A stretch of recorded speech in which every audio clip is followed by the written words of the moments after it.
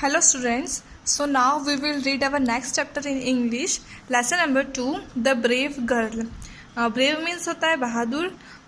तो एक ब्रेव लड़की, बहादुर लड़की के बारे में स्टोरी है. About the lesson, Malala Yousafzai is a Pakistani women's rights activist who became the youngest ever person to be awarded the Nobel Prize when she won the Nobel Prize in 2014. ये story जो है, चैप्टर जो है मलाला यूसुफजई के बारे में है, जो कि एक पाकिस्तान में रहने वाली एक ऐसी महिला है, एक ऐसी लड़की है जो कि वुमेन्स के राइट्स, वुमेन के अधिकारों के लिए लड़ाई लड़ी थी. और वह एक ऐसी लेडी है एक ऐसी लड़की है जिसे 2014 में नोबेल प्राइज़ मिला था.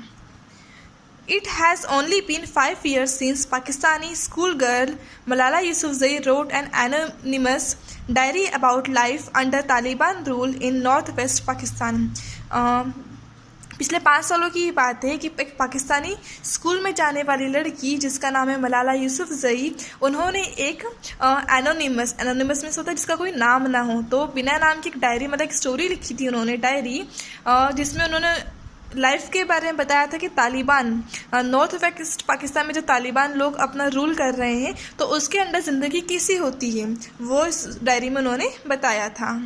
Since then she has been shot in the head by the militants. जब उन्होंने उनके खिलाफ ये बताया कि ज़िंदगी हमारी कैसी है, तो मिलिट्री के वहाँ के कुछ लोगों ने उनको गोली मार दी थी. She has become the youngest person ever to win the Nobel peace prize. वह एक ऐसी लेडी है जिन्हें नोबल प्राइज़ मिला था यंगर एज में, और सबसे छोटी एज में इन्हीं को नोबेल प्राइज़ मिला था. Malala Yousafzai was born on 12 July 1997 in Mingora, the largest city in the sweat valley. Malala Yousafzai का जन्म कब हुआ था? 12 जुलाई 1997 में मिंगोरा में, जो कि क्या है, स्वेट वैली में लार्जेस्ट सिटी है. She is the daughter of Ziauddin and Toorpekai Yousafzai and has 2 younger brothers. उनके पिताजी का नाम और माताजी का नाम यह था, और उनके 2 छोटे भाई भी थे. At a very young age Malala developed a thirst for knowledge. बहुत ही कम उम्र में उनके अंदर काफ़ी ज़्यादा प्यास थी, मतलब नॉलेज को प्राप्त करने की उनकी काफ़ी ज़्यादा इच्छा थी. For years her father a passionate education advocate himself. कुछ सालों तक उनके पिताजी जो थे बहुत अच्छे एजुकेशन प्रोवाइडर थे, तो उन्होंने कुछ टाइम तक बहुत उन्होंने उसको पढ़ाया था. He ran a learning institution in the city and school was a big part of Malala's family. उसके पिताजी जो एक लर्निंग इंस्टीट्यूशन चलाते थे जहाँ बच्चों को पढ़ाया जाता था, और एक स्कूल था उनका जो कि उनकी फैमिली का बहुत बड़ा हिस्सा था. She later wrote that her father told her stories about how she would toddle into classes even before she could talk and acted as if she were the teacher. उनके पिताजी ने बाद में बताया किस तरह से वो बिहेव करती थी क्लास में, टीचर्स की तरह उनके अंदर नॉलेज था, बट फिर भी वो एक स्टूडेंट वहाँ पर पढ़ाई करती थी. In 2007, when Malala was 10 years old, the situation in the Swat Valley rapidly changed for her family and community. 2007 में जब मलाला 10 साल की हो गई थी, तो स्वेट वैली में जो कंडीशन थी उनकी फैमिली की और उनके समाज की, वो पूरी तरह से चेंज हो रही थी. The Taliban began to control the Swat Valley and quickly became the dominant socio-political force throughout much of northwestern Pakistan. Taliban ने क्या किया था, वो स्वेट वैली के और जो भी रहने वाले लोग हैं उन्हें अपने कंट्रोल करना स्टार्ट कर दिया था, और जल्द ही, क्विकली मीन्स होता है बहुत जल्द ही वो एक बहुत अच्छा उन्होंने अपना दबाव बना लिया था. सब लोगों को दबाने लग गए थे वो, सब अलग अलग पार्टीज़ को जो कि नॉर्थ वेस्टर्न पाकिस्तान में रहती थी. Girls were banned from attending school and cultural activities like dancing and watching television were prohibited. Girls को स्कूल जाने से प्रतिबंध लगा दिया गया था. कल्चरल एक्टिविटीज़ जैसे कि डांस करना, टीवी देखना, ये सब लड़कियों के लिए मना हो गया था. सुसाइड अटैक्स वर वाइड स्प्रेड. तब क्या हो रहा था, सुसाइड अटैक्स भी बहुत ज़्यादा फैल रहे थे. सब लोग सुसाइड अटैम्प्ट करें जब उन्हें उनके अधिकार नहीं मिल रहे थे, तो कुछ लोगों ने सुसाइड करना स्टार्ट कर दिया था. And the Group made its opposition to a proper education for girls a cornerstone of its terror campaign। और कुछ लोगों ने अपोजिशन भी स्टार्ट किया था कि लड़कियों को भी अधिकार है प्रॉपर एजुकेशन प्राप्त करने का। अलग अलग कैंपेन लोगों ने बनाए थे अपोजिशन करने के लिए। By the end of 2008 the Taliban had destroyed some 400 schools. 2008 मतलब करीबन एक साल में उन्होंने क्या किया था, तालिबान ने 400 स्कूल को खत्म नष्ट कर दिया था। Determined to go to school and with a firm belief in her right to get an education, Malala stood up to the Taliban. उन्होंने अपने अंदर दृढ़ निश्चय कर लिया था कि मुझे तो स्कूल जाना ही है और मुझे शिक्षा प्राप्त करने का अधिकार है और मेरा अधिकार कोई छीन नहीं सकता। इसलिए उन्होंने मलाला जो है वो तालिबान के अगेंस्ट खड़े हो जाती है। Alongside her father Malala quickly became a critic of their tactics. How dare the Taliban take away my basic right to education, she once said on Pakistani TV. उनके पिताजी ने उनका बहुत साथ दिया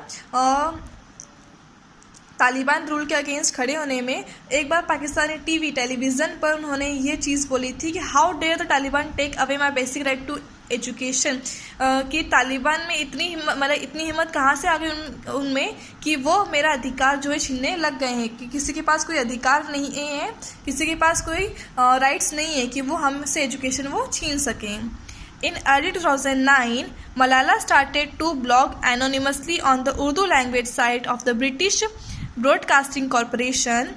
2019 की शुरुआत में मलाला ने बिना किसी नाम से, मतलब एनोनिमस क्या होता है, एनोनिमसली मीन्स होता है बिना किसी नाम से, तो उन्होंने ब्लॉग को बनाना स्टार्ट कर दिए थे।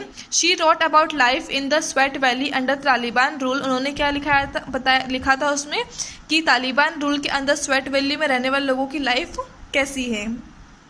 And about her desire to go to school, और अपनी स्कूल जाने की इच्छा के बारे में भी उन्होंने बताया था।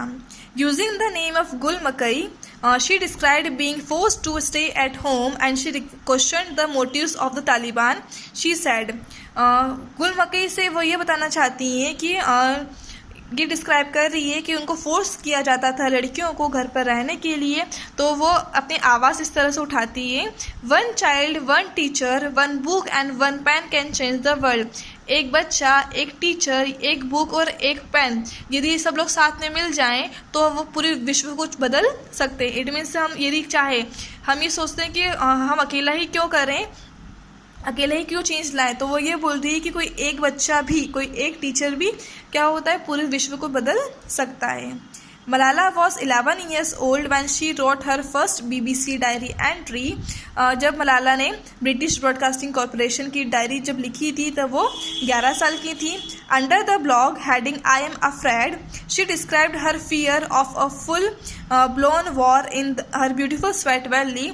उन्होंने क्या लिखा था उस ब्लॉग में, आई एम अफ्रेड, मुझे बहुत ज़्यादा डर है। उन्होंने अपना डर एक्सप्लेन किया था कि किस तरह से उनकी जो खूबसूरत सी स्वेट वैली है उसमें भयानक युद्ध हो सकता है। And her nightmares about being afraid to go to school because of the Taliban.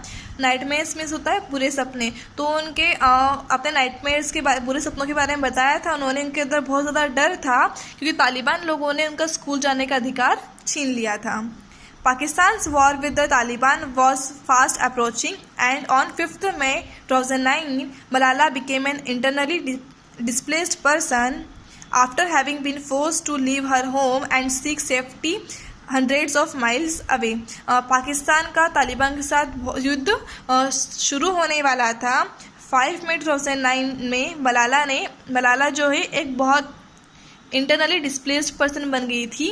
Means उन्हें जब उन्होंने तालिबान के अगेंस्ट वो खड़ी हो गई थी तो उनकी जान को खतरा था, तो वो बहुत ज़्यादा उन्हें अपना घर छोड़ना पड़ा था और 100 माइल्स दूर कहीं सेफ जगह पर जाकर उन्हें रहना पड़ा था। On her return after weeks of being away from Swat, Malala once again used the media and continued her public campaign for her right to go to school. अब वो कुछ हफ्तों तक तो वहीं रही थी अपनी जान बचाने के लिए। जब वो कुछ हफ्तों बाद रिटर्न वापस अपने घर आती हैं, स्वेट आती हैं, तो मलाला ने एक बार फिर से आवाज़ उठाई मीडिया के थ्रू और पब्लिक कैंपेन उन्होंने ऑर्गेनाइज करवाए, जिससे कि वह बच्चों का लड़कियों का जो अधिकार है स्कूल जाने का वापस प्राप्त करना चाहती थी। Her voice grew louder, and over the course of the next 3 years, she and her father became known through Pakistan for their determination to give Pakistani girls access to a free quality education.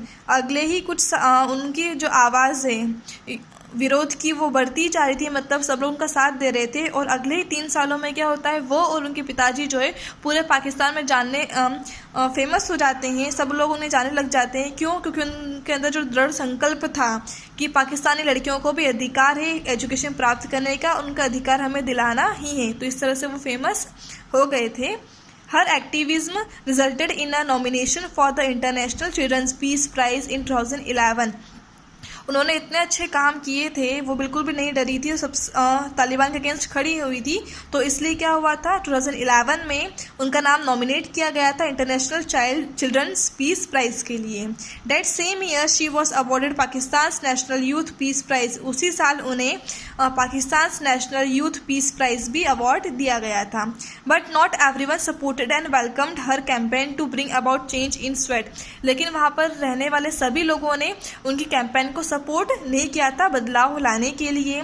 On the morning of 9 October 2012, 15-year-old Malala Yousafzai was shot by the Taliban.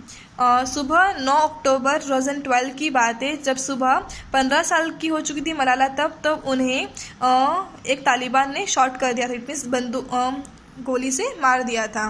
Seated on a बस heading home from school, बस की seat पर बैठे हुए थे, वो school से घर आ रही थी। Malala was talking with her friends about school work. Malala जो अपने फ्रेंड से बातें कर रही थी बस में बैठकर स्कूल के बारे में। 2 members of the Taliban stop the bus. Taliban के जो 2 मेंबर्स थे उन्होंने बस को रोका।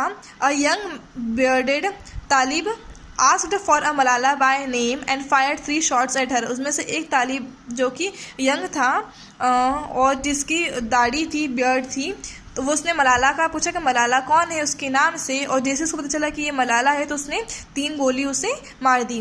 1 of the bullets entered and excited her head। एक गोली जो है उसके सर में लग गई थी। And lost in her shoulder, और दूसरी जो उसके कंधे पर लग गई थी। Malala was seriously bounded. Malala बहुत ज़्यादा घायल हो चुकी थी। That same day, she was airlifted to a Pakistani military hospital in Peshawar and 4 days later to an intensive care unit in Birmingham, England.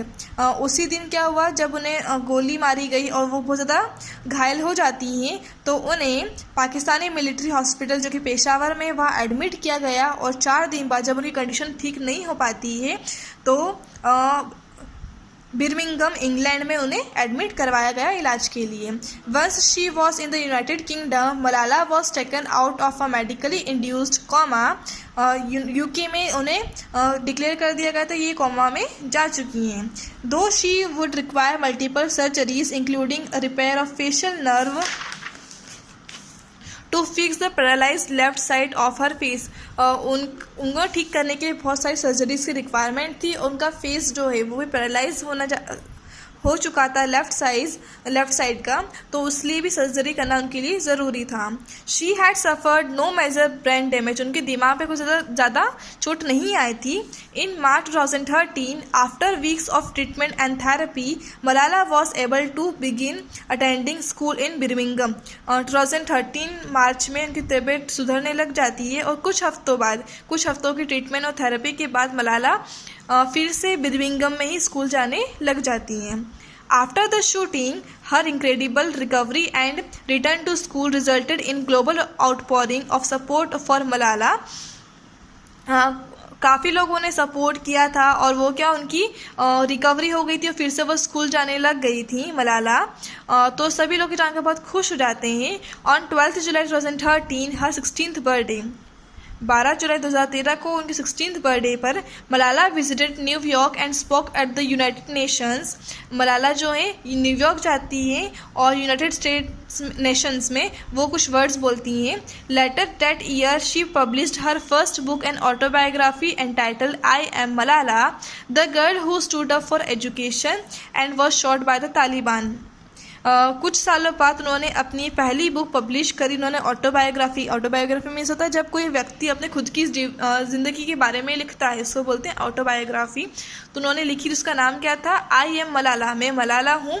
The girl, वो लड़की जो कि एजुकेशन के लिए, शिक्षा प्राप्त करने के लिए तालिबान के अगेंस्ट खड़े हुई थी और जिसको तालिबान के द्वारा गोली मार दी गई थी।